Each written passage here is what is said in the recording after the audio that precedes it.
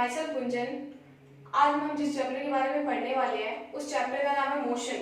तो आइए सबसे पहले देखते हैं कि रेस्ट और मोशन में क्या डिफरेंस होता है, कौन सी बॉडी को हम रेस्ट में बोलेंगे और कौन सी बॉडी को मोशन में बोलेंगे। तो सबसे पहले बात करते हैं रेस्ट की।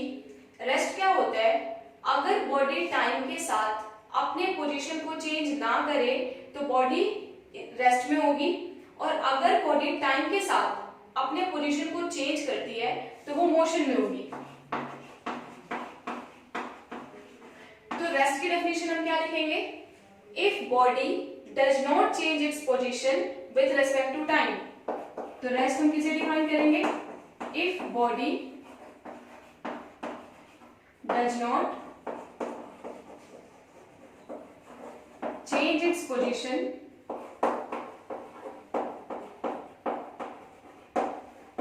with respect to time, then body is said to be in a state of rest.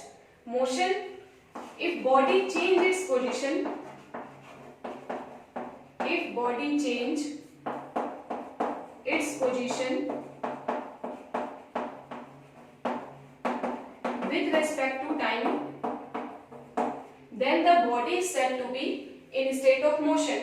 मतलब कि कोई भी बॉडी अगर टाइम के साथ अपने पोजीशन को चेंज नहीं करती है तो वो रेस्ट में होगी, और अगर टाइम के साथ वो अपने पोजीशन को चेंज करती है तो वो मोशन में होगी।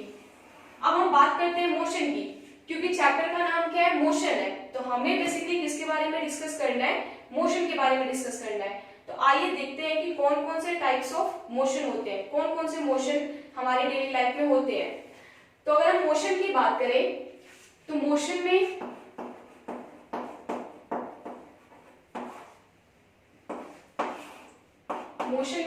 सबसे पहला मोशन होगा रेक्टिलिनियर मोशन। कौन सा मोशन होगा, रेक्टिलिनियर मोशन।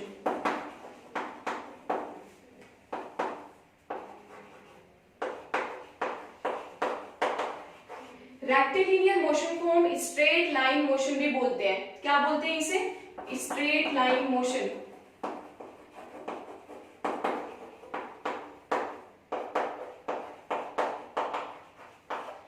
अब देखो स्ट्रेट लाइन मोशन का क्या मतलब है, अगर कोई भी बॉडी एक सिंगल लाइन में मूव कर रही है, एक सिंगल स्ट्रेट लाइन में मूव कर रही है, तो उसका मोशन कैसा होगा, स्ट्रेट लाइन मोशन होगा।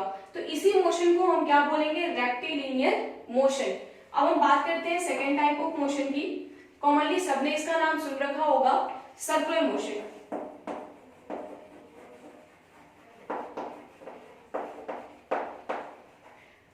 सर्कुलर मोशन क्या होता है, कोई भी बॉडी अगर एक डेफिनेट पाथ पे, एक डेफिनेट सर्कुलर पाथ पे मूव कर रही है तो इस मोशन को हम क्या बोलेंगे, सर्कुलर मोशन। फॉर एग्जांपल, अगर ये मान लो कि सन है तो अर्थ हमारी क्या करती है, सन के सराउंडिंग में रिवॉल्व करती है। तो मान लो कि ये अर्थ है, तो अर्थ क्या कर रही है, सन के सराउंडिंग में रिवॉल्व कर रही है। तो अर्थ का मोशन सन के रिस्पेक्ट में कैसा है, सर्कुलर मोशन है। तो ये किस टाइप का मोशन है, सर्कुलर मोशन है। ठीक है, अब नेक्स्ट हम पढ़ते हैं ऑसिलेटरी मोशन।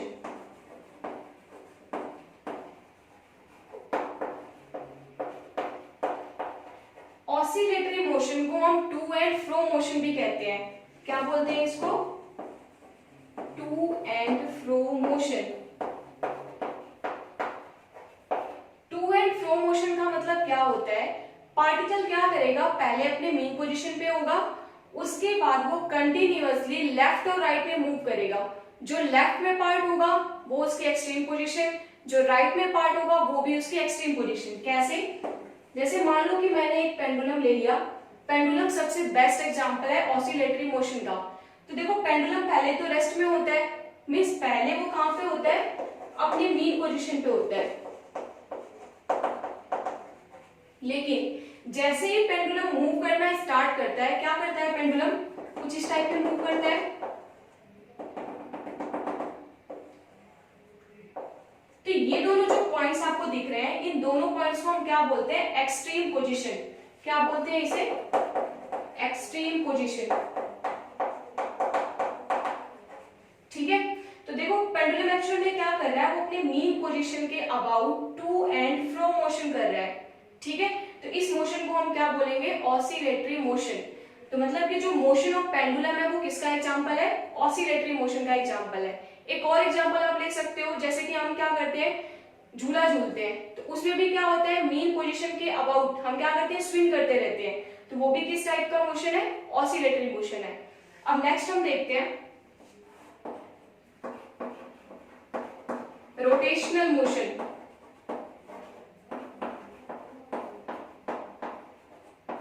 कौन सा मोशन, रोटेशनल मोशन। अब देखो रोटेशनल मोशन क्या होता है, अगर कोई भी बॉडी एक एक्सिस के अबाउट रोटेट करे, कोई भी बॉडी अगर एक डेफिनेट एक्सिस के अबाउट रोटेट करे तो उसे हम बोलते हैं रोटेशनल मोशन। कैसे, अब एग्जांपल से समझते हैं। अगर मान लो कि ये फैन है, तो फैन में क्या लगे होते हैं, फैन के ब्लेड्स होते हैं, तो ये हो गए फैन के ब्लेड। अब देखो फैन में क्या होता है, जैसे ही हम फैन को ऑन करते हैं, ये जितने भी ब्लेड्स लगे हुए हैं वो क्या करते हैं, मूव करने लगते हैं, लेकिन ये जो इसका एक्सिस है ये तो फिक्स होता है। तो मतलब कि ये जो तीनों ब्लेड्स हैं वो क्या करते हैं, एक फिक्स एक्सिस के अबाउट रोटेट करते हैं। तो इस मोशन को हम क्या बोलेंगे, रोटेशनल मोशन। तो अभी तक हमने 4 मोशन के बारे में देखा है। ये सिर्फ इतने ही मोशंस नहीं होते, और भी बहुत सारे मोशंस होते हैं, लेकिन मैंने सिर्फ आपको मोशन को समझाने के लिए इन 4 का एग्जाम्पल लिया था। ठीक है। अब हम देखो इस चैप्टर में जिस मोशन के बारे में डिस्कस करने वाले हैं, उस मोशन का नाम है रेक्टिलिनियर मोशन। इस पूरे चैप्टर में ज्यादा से ज्यादा हम रेक्टिलिनियर मोशन के बारे में पढ़ेंगे। ठीक है। और चैप्टर के लास्ट में हम सर्कुलर मोशन के बारे में भी थोड़ा सा डिस्कस करेंगे। तो आइए देखते हैं रेक्टिलिनियर मोशन। ठीक है।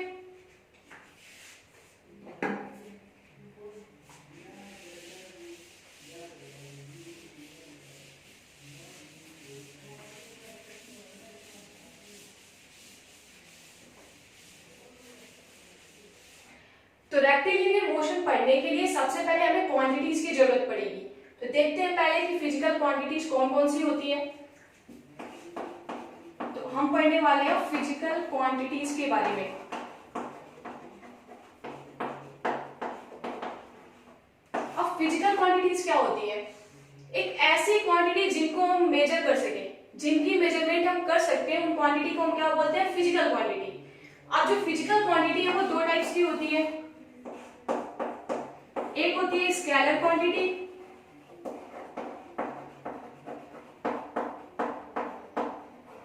और दूसरी होती है वेक्टर क्वांटिटी।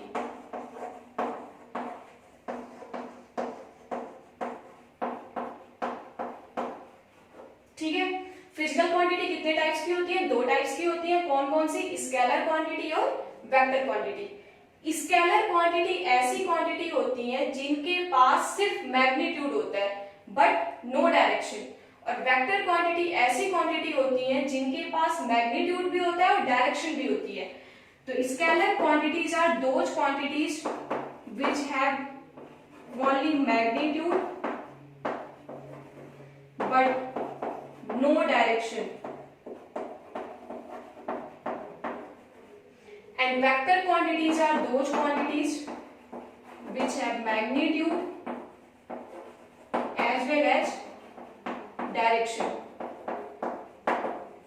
तो ऐसी क्वांटिटी जिसके पास सिर्फ मैग्नीट्यूड हो वो स्केलर क्वांटिटी, और ऐसी क्वांटिटी जिसके पास मैग्नीट्यूड और डायरेक्शन दोनों हो वो कैसी क्वांटिटी होगी, वेक्टर क्वांटिटी। तो देखिए एक एग्जांपल से देखते हैं कि क्वांटिटी को हम कैसे स्केलर और कैसे वेक्टर बोलेंगे। तो जैसे मैंने आपको बोला कि आपको 5 किलोमीटर जाना है, तो मैंने आपको ये बोला कि आपको 5 किलोमीटर जाना है, लेकिन मैंने आपको ये नहीं बोला कि किस डायरेक्शन में जाना है। तो मैंने सिर्फ और सिर्फ आपको मैग्नीट्यूड दिया है, और मैग्नीट्यूड कितना दिया है, 5 किलोमीटर। तो यहाँ पे जो मैग्नीट्यूड है वो क्या है, 5 किलोमीटर। डायरेक्शन तो कोई है ही नहीं, मतलब कि क्वांटिटी कैसी हो गई, स्केलर। लेकिन अगर मैंने आपको बोल दिया कि आपको 5 किलोमीटर जाना है टुवर्ड्स नॉर्थ, मींस मैंने आपको मैग्नीट्यूड दे दिया 5 किलोमीटर, साथ में मैंने आपको डायरेक्शन भी दे दी टुवर्ड्स नॉर्थ, तो क्वांटिटी कैसी हो जाएगी, वेक्टर। ठीक है। तो आइए कुछ एग्जांपल्स देखते हैं कि कौन सी क्वांटिटी स्केलर होंगी। तो डिस्टेंस, डिस्टेंस कैसी क्वांटिटी होती है, डिस्टेंस एक स्केलर क्वांटिटी होती है। डिस्टेंस क्या होती है ये अभी आगे हम डिस्कस करने वाले हैं। स्पीड, स्पीड कैसी क्वांटिटी होती है? स्केलर क्वांटिटी होती है। किसी भी बॉडी का मास कैसी क्वांटिटी होगी? स्केलर। अब आइए देखते हैं वेक्टर क्वांटिटी के एग्जांपल क्या क्या हो सकते हैं। तो डिस्प्लेसमेंट, डिस्प्लेसमेंट कैसी क्वांटिटी होगी? वेक्टर। वेलोसिटी, वेलोसिटी कैसी क्वांटिटी होगी? वेक्टर। अब ये सारी टर्म्स क्या होती हैं ये आगे हम चैप्टर में डिस्कस करने वाले हैं। डिस्प्लेसमेंट, वेलोसिटी, फोर्स, एक्सीलरेशन, ये सारी कैसी क्वांटिटीज होती है? वेक्टर क्वांटिटी होती है। ठीक है।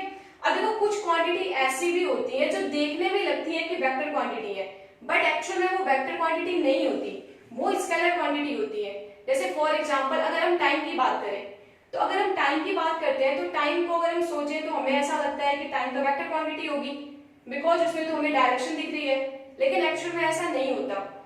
टाइम कैसी क्वांटिटी होती है? स्केलर क्वांटिटी होती है। सेम अगर ऐसे ही हम बात करें इलेक्ट्रिक करंट की, तो इलेक्ट्रिक करंट भी हमें क्या लगता है कि इलेक्ट्रिक करंट जो है वो हाई पोटेंशियल से लो पोटेंशियल की तरफ मूव करता है, तो उसकी डायरेक्शन फिक्स है, मतलब कि वो भी कैसी क्वांटिटी होनी चाहिए? वेक्टर क्वांटिटी होनी चाहिए। लेकिन एक्चुअल में ऐसा नहीं होता, वो कैसी क्वांटिटी होती है? स्केलर क्वांटिटी होती है। ठीक है। ऐसा क्यों होता है? बिकॉज देखो किसी भी क्वांटिटी को वेक्टर क्वांटिटी होने के लिए सिर्फ ये जरूरी नहीं है कि उसमें डायरेक्शन हो। ठीक है। किसी भी क्वांटिटी को वेक्टर क्वांटिटी होने के लिए एक बहुत ही जरूरी कंडीशन है कि वो वेक्टर एडिशन को फॉलो करना चाहिए। ठीक है। तो कोई भी क्वांटिटी अगर वेक्टर एडिशन को फॉलो करती है तो वो वेक्टर क्वांटिटी होगी, और अगर वो वेक्टर एडिशन को फॉलो नहीं करती है, एक सिंपल अलजेब्रिक एडिशन को फॉलो करती है, तो वो कैसी क्वांटिटी होगी? स्केलर। तो ऐसे अगर हम टाइम या इलेक्ट्रिक करंट की बात करें तो दोनों सिंपल अलजेब्रिक एडिशन को फॉलो करते हैं, इसलिए दोनों कैसी क्वांटिटी होंगी? स्केलर, ना कि वेक्टर। तो ये तो हमारी क्वांटिटीज थी, दो टाइप्स की, स्केलर और वेक्टर। तो आइए हम सबसे पहले डिस्कस करेंगे कि डिस्टेंस क्या होती है और डिस्प्लेसमेंट क्या होती है। तो देखिए डिस्टेंस और डिस्प्लेसमेंट को हम अलग अलग ना पढ़ के दोनों में डिफरेंस देखेंगे। अगर हम दोनों को डिफरेंशिएट करके पढ़ेंगे तो ये ज्यादा अच्छे से समझ में आएगा। तो आइए देखते हैं डिस्टेंस क्या होता है और डिस्प्लेसमेंट क्या होती है। तो इसको इजीली पढ़ने के लिए हम क्या करेंगे, एक तरफ लिखेंगे डिस्टेंस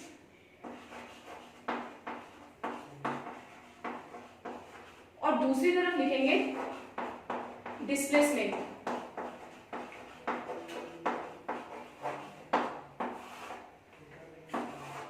तो देखो डिस्टेंस क्या होती है? Distance is the actual path covered by the body. Distance क्या होता है? बॉडी ने कितना एक्चुअल पाथ कवर किया उसे हम क्या बोलेंगे? डिस्टेंस। और डिस्प्लेसमेंट क्या होती है? Shortest path covered by the body. It is the shortest path between the initial and the final point. उसे हम बोलेंगे डिस्प्लेसमेंट। तो डिस्टेंस क्या होती है? It is the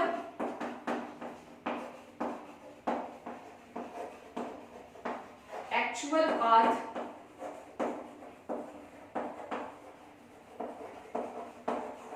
covered by the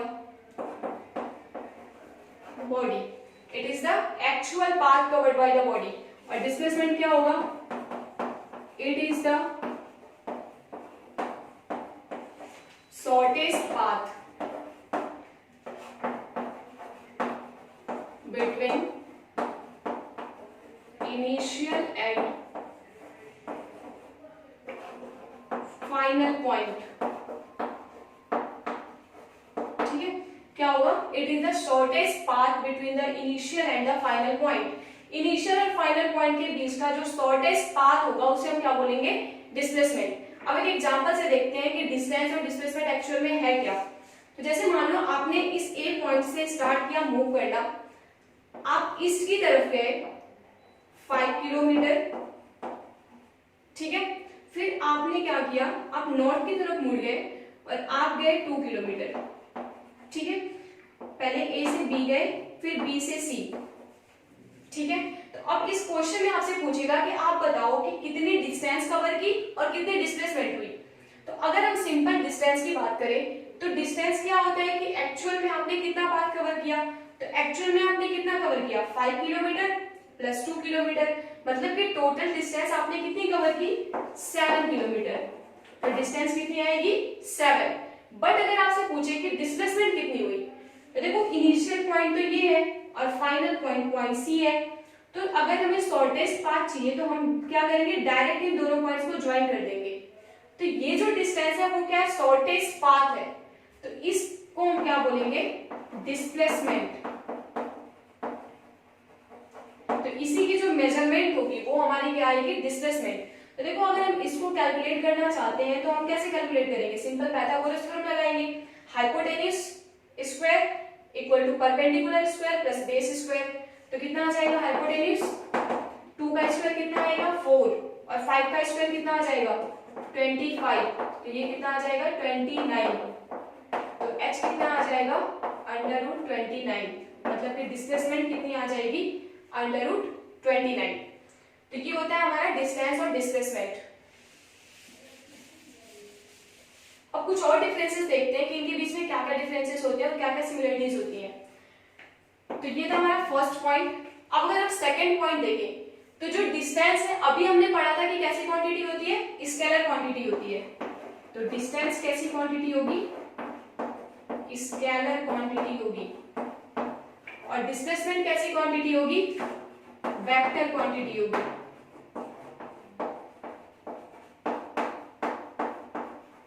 ठीक है, तो डिस्टेंस में क्या आएगा, it is the scalar quantity and displacement it is the vector quantity. अब अगर हम दोनों की एसआई यूनिट देखें कि हम इसको किस में मेजर करेंगे, तो एसआई यूनिट डिस्टेंस की होती है मीटर और सेम डिस्प्लेसमेंट की भी क्या होती है, मीटर। एसआई यूनिट क्या होगी, मीटर, मतलब दोनों की मेजरमेंट हम किस में करेंगे, मीटर में करेंगे। अब देखो बहुत ही इंपॉर्टेंट बात है जो भी बताने जा रही हूं मैं आपको, डिस्टेंस हमेशा पॉजिटिव होती है। ठीक है, it is always positive, it is always positive, ये हमेशा पॉजिटिव होगी, कभी भी नेगेटिव नहीं हो सकती। ठीक है, तो distance is always positive and displacement it can B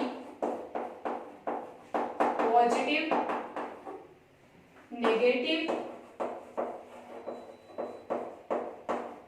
और जीरो। ठीक है, तो डिस्टेंस हमेशा कैसी होगी, पॉजिटिव, लेकिन डिस्प्लेसमेंट पॉजिटिव भी हो सकती है, नेगेटिव भी हो सकती है और जीरो भी हो सकती है। ये सबसे इंपॉर्टेंट पॉइंट है। ठीक है, तो एक बार फिर से देखते हैं कि डिस्टेंस और डिस्प्लेसमेंट में क्या डिफरेंस होता है। डिस्टेंस क्या होती है, it is the actual path covered by the body and displacement it is the shortest path between the initial and the final point. It is the scalar quantity and this is the vector quantity. SI unit metre, SI unit metre, it is always positive, it can be positive, negative और zero. अब देखते हैं कि displacement में positive, negative और zero का क्या मतलब है।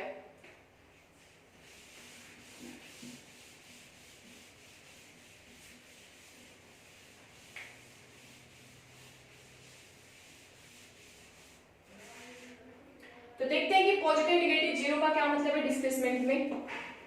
तो मान लो कि ये कोई भी पॉइंट ए है जहां से किसी बॉडी ने स्टार्ट किया मूव करना, पहले उसने कवर किया 5 किलोमीटर और पहुंच गया वो बी पॉइंट पे। ठीक है, फिर उसने क्या किया, बी से रिटर्न होना स्टार्ट किया। ठीक है, चलो पहले ए से बी तक की बात करते हैं। पहले पार्टिकल ने क्या किया, ए से स्टार्ट किया मूव करना और बी तक गया। तो यहां से देखो हमें क्या पता चल रहा है कि बॉडी ने कितनी डिस्टेंस कवर की, 5 किलोमीटर। डिस्प्लेसमेंट कितनी हुई, तो देखो इनिशियल पॉइंट ये रहा, फाइनल पॉइंट ये रहा, अगर हम दोनों को ज्वाइन करते हैं तो भी हमें 5 किलोमीटर ही मिलेगा, मतलब कि इसकी डिस्टेंस कितनी हो गई 5 और डिस्प्लेसमेंट भी कितनी हो गई 5। तो इसका मतलब क्या है कि देखो इस चीज से हमें एक पॉइंट समझ में आया कि जब भी स्ट्रेट लाइन मोशन होगा, मतलब कि कोई भी बॉडी सिर्फ एक सिंगल डायरेक्शन में अगर मूव करेगी तो उस टाइम पे डिस्टेंस और डिस्प्लेसमेंट दोनों इक्वल होंगे। तो इन स्ट्रेट लाइन मोशन, मतलब इस चीज से हमें एक पॉइंट समझ में आया कि इन स्ट्रेट लाइन मोशन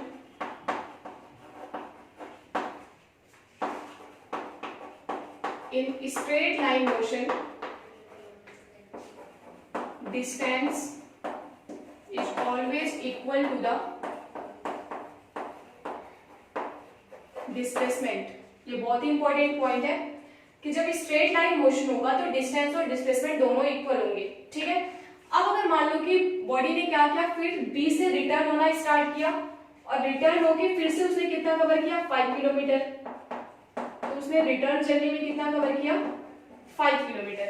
अब आप बताओ इसने टोटल कितनी डिस्टेंस कवर की, तो पहले ये 5 किलोमीटर गया और 5 किलोमीटर रिटर्न आया। तो डिस्टेंस कैसी क्वांटिटी होती है, स्केलर, मतलब उसमें डायरेक्शन का कोई भी मैटर नहीं होता। तो 5 किलोमीटर गया और 5 किलोमीटर रिटर्न बैक आया, तो डिस्टेंस कितनी कवर की इसने, 5 + 5 10 किलोमीटर।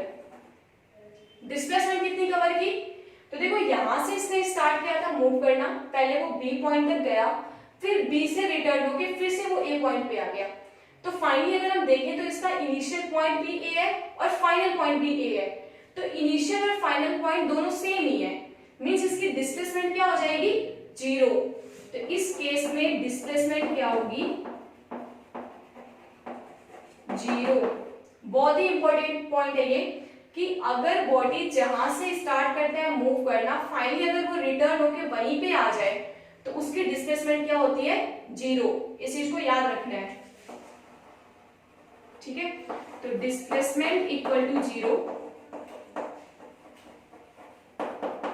कब, when initial and final point are same.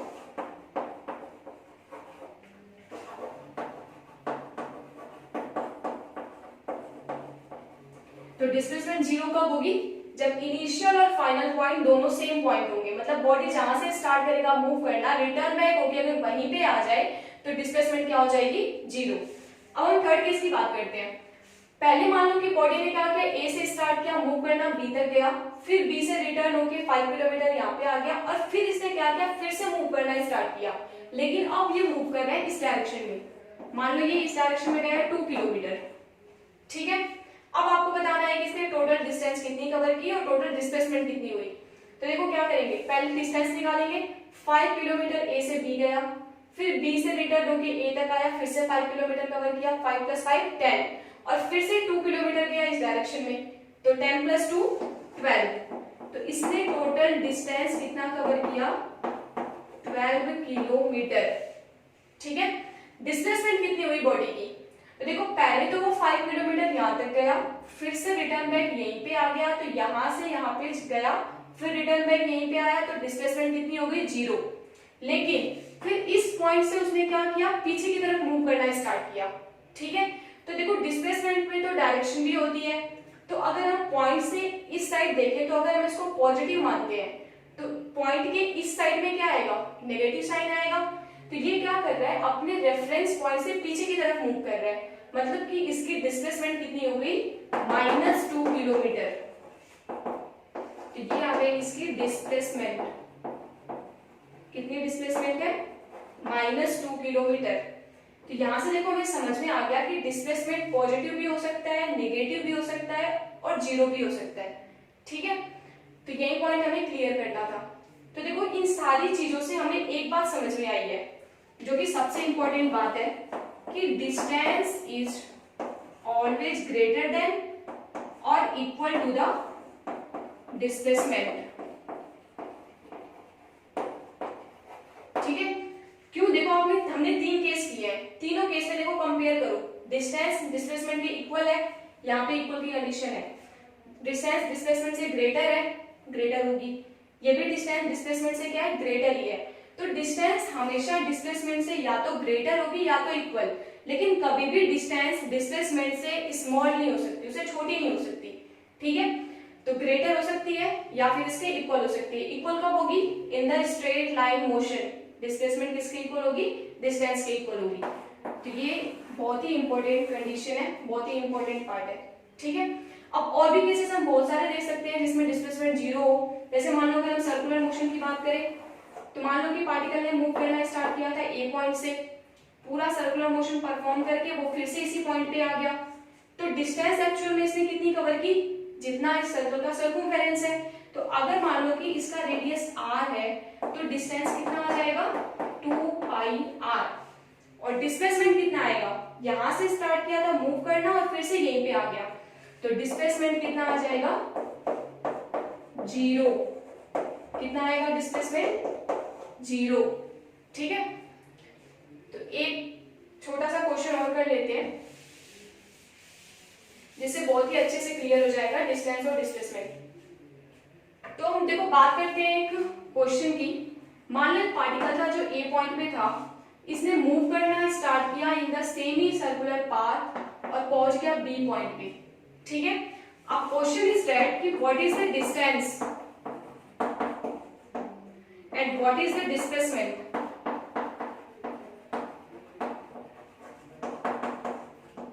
अगर मान लो कि इसका रेडियस है r, तो देखो एक्चुअल में इसने डिस्टेंस कितनी कवर की, ए पॉइंट से मूव करना स्टार्ट किया, बी पॉइंट पे पहुंच गया, मतलब एक्चुअल पाथ इसका कौन सा है, यही वाला पाथ है। तो इसकी लेंथ कितनी होगी, पूरे कंप्लीट सर्कल का सर्कमफेरेंस होता है 2 पाई r, तो हाफ का कितना हो जाएगा, पाई r हो जाएगा। मतलब कि a से b तक जाने में इसने कितनी डिस्टेंस कवर की, पाई इंटू r। डिस्प्लेसमेंट कितनी की, तो देखो डिस्प्लेसमेंट निकालने के लिए हम क्या करेंगे, इनिशियल पॉइंट फाइनल पॉइंट दोनों पॉइंट को क्या कर देंगे, ज्वाइन। तो देखो ये भी रेडियस r है और ये भी r है, तो डिस्प्लेसमेंट किसके इक्वल आएगा, ab के इक्वल, r प्लस r कितना आएगा डिस्प्लेसमेंट, 2r। ठीक है, तो मतलब कि अगर हमें डिस्टेंस निकालनी है तो टोटल एक्चुअल पाथ निकालना होगा, और डिस्प्लेसमेंट अगर निकालनी है तो shortest path between the initial and the final point. Direct आपको क्या करना है, इनिशियल और फाइनल पॉइंट को ज्वाइन करना है, उसकी जो लेंथ होगी वही उसकी डिस्प्लेसमेंट होगी। तो अभी तक हमने क्या पढ़ा, पहले हमने रेस्ट और मोशन के बीच में डिफरेंस देखा। बॉडी रेस्ट में कब होगी, जब वो टाइम के साथ अपने पोजीशन को चेंज नहीं करेगी। मोशन में कब होगी, जब वो टाइम के साथ अपने पोजीशन को चेंज करेगी।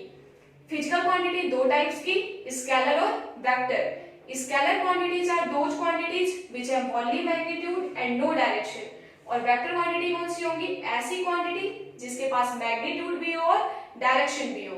अब हमने देखा था डिस्टेंस और डिस्प्लेसमेंट में डिफरेंस।